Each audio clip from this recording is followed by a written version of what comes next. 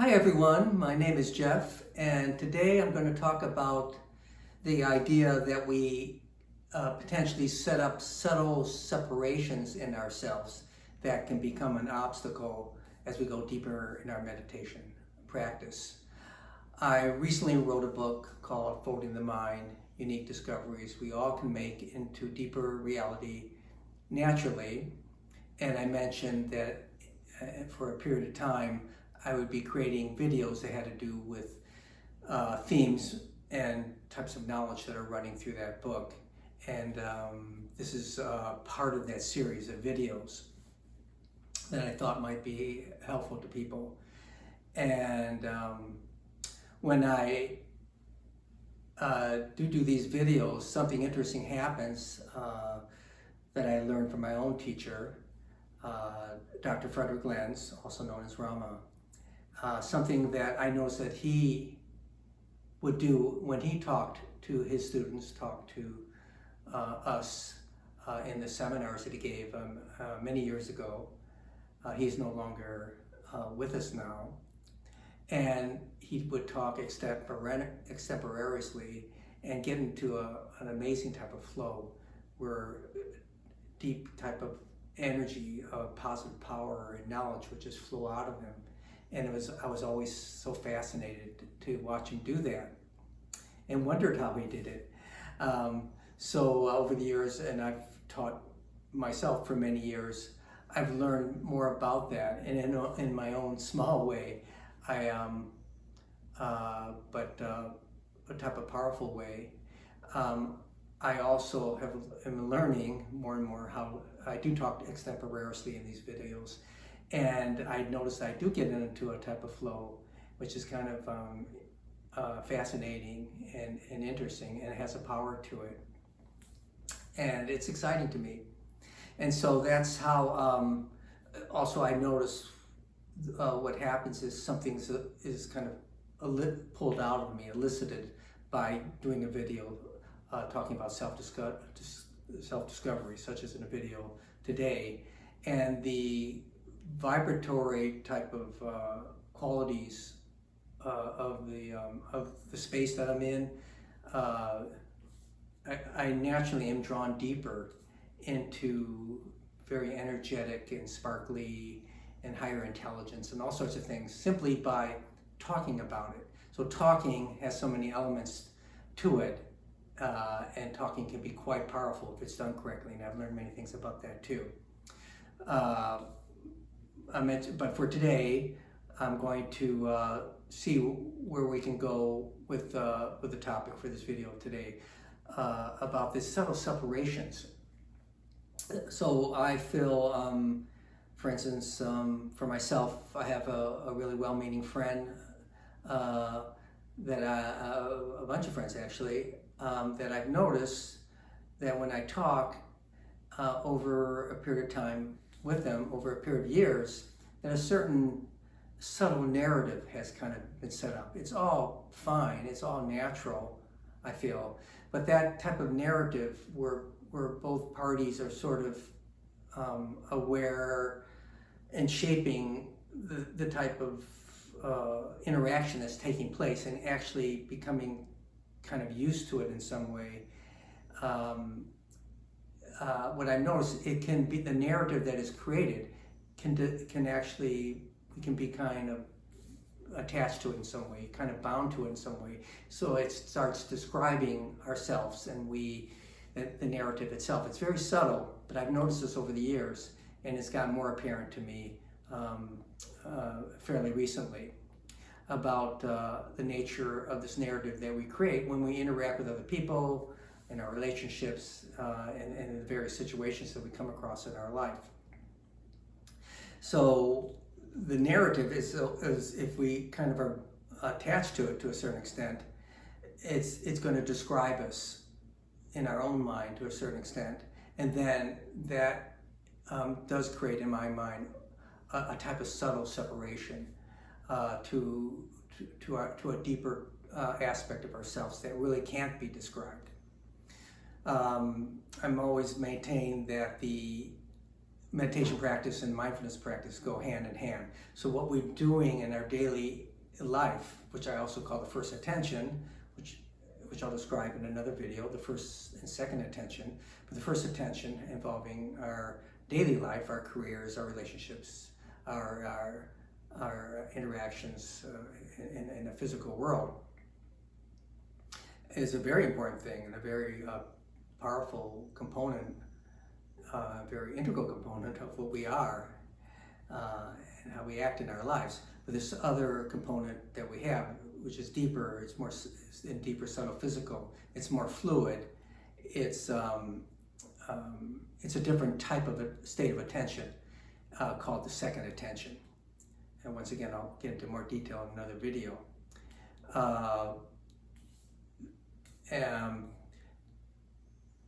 This type of knowledge, first and second attention, is something my own teacher talked about, and also will be found in the what I call the downward knowledge, which has to do with knowledge that was conveyed to Carlos Castaneda in the books that he wrote, the wonderful books that he wrote. And there are some particular books that I recommend that I mentioned in my own book. But getting back to the topic of this video of how we subtly create these types of subtle separations in ourselves via the narrative that we might be creating in an interaction with a friend. It also has to do the way what thoughts are going through our mind, the way we describe ourselves and describe the world. The kind of descriptions that we're coming up with, of course, also can be binding in a way. We can become attached to it, and it can affect us energetically, so that it becomes more difficult to once again see these deeper aspects of ourselves, because we're sort of kind of attached to this description, these interlocking thoughts that have run repeatedly and repetitively through our minds. So that affects our energetics, and also can set up a subtle separation. Probably mention a few other things in that regard. The way we conceive of ourselves. So this is something very important, something my own teacher has described in some of the books that he's written, in some of the talks, that we, over a period of time, we end up kind of conceiving what we are in life, what we are in our reality, in the physical reality and otherwise. And that also can be binding. We can get attached to the way we conceive of ourselves. It has an expression. It actually manifests in our physical reality. It has a power to it. And it's something that is not necessarily anything wrong about the way we conceive of ourselves. But the idea here is, once again, in regards to setting up, unintentionally setting up subtle separations within ourselves, that we become attached to the way we conceive of ourselves, creates a certain shape, you might say, in our expression, the way we interact in the world. And it's the fact that we're actually kind of bound into it, or kind of attached to it, that becomes a problem, can be problematic, and creates a subtle separation. It becomes actually an obstacle as we go deeper in our meditations. In order to go deeper into our meditation practice, which goes hand in hand with our mindfulness practice, in order to go deeper into our meditation practice, and obviously I'm suggesting we're dealing with multiple obstacles that I'm suggesting, of course, that we work on basically all the time in a fun way. Really 24 hours a day, we're paying attention what we're doing in our daily life through our mindfulness practice. We're paying attention what's going on in the dream plane, what's going on when we actually go deeper in our meditation practice. What are we facing there, which I'm going to go into a little bit more detail. We're learning all the time from the way we interact in all these different aspects of ourselves and of the world, both the physical world and the more subtle physical world, as we go deeper into higher consciousness, into the second attention.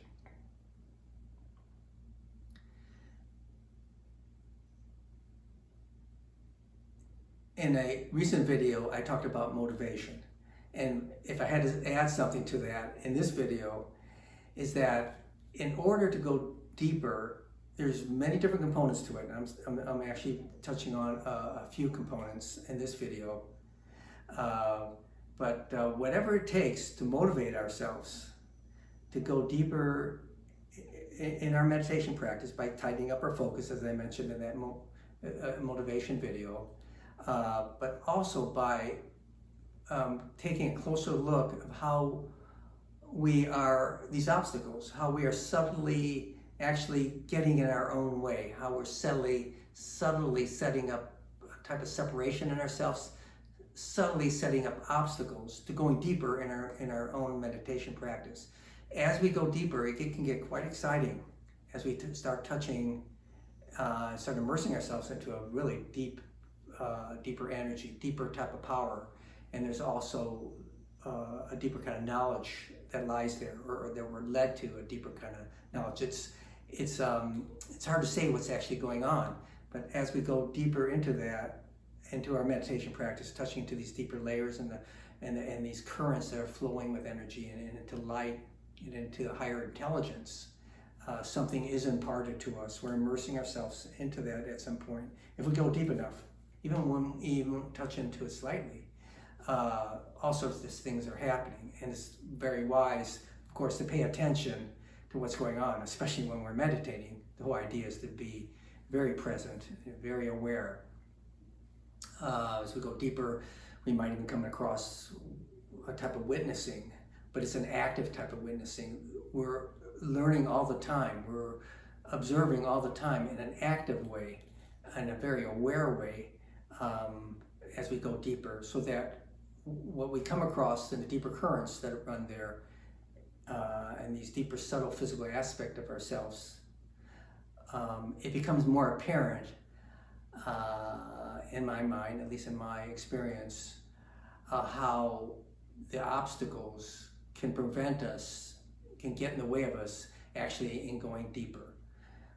There's probably really no depth to how deep we can go into deeper awareness, into higher awareness. But it can be frustrating as we finally start touching into a deeper type of energy and light and happiness, and then to have sort of obstacles sort of like come up against kind of some barriers in ourselves that we sort of are putting these barriers out ourselves, and then not be able to go beyond them.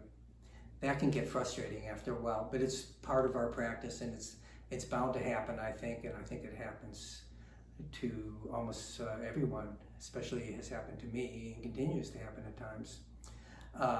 So it's another motivation, another impetus for this reason why I created this video. But to kind of wrap it up for this video, I wanted to remind myself and remind everyone, these are just my opinions, it's just the way I look at things. We all look at things so differently. There's some similarities, but if there's somehow something it strikes a bell with you, you relate with something that I'm saying, then that would be great. And I'm always also interested in what your ideas are about each of these topics that I talk about in the videos. So leaving a comment would be great, whether with the video or on my website. And information on my website and on my book, and also on beautiful, very powerful morning and evening meditation music. It's free. There's free access to that, and that's also will be described in the description of the video.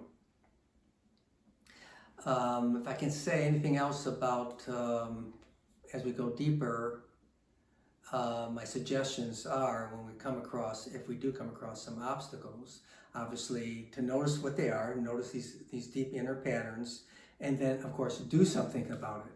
We can tighten up our daily life, tighten up our first attention, we can notice these patterns and actually pay attention to them and can see the intricacies of these patterns and how they potentially can unwind themselves or untwist themselves, which is a topic for another video also. When we come out of our deep meditation, we can access a certain amount of energy, sometimes just a little, sometimes a lot, and we can use that energy to actually improve and tighten up our life when we're not meditating, actually when we're in our mindfulness practice.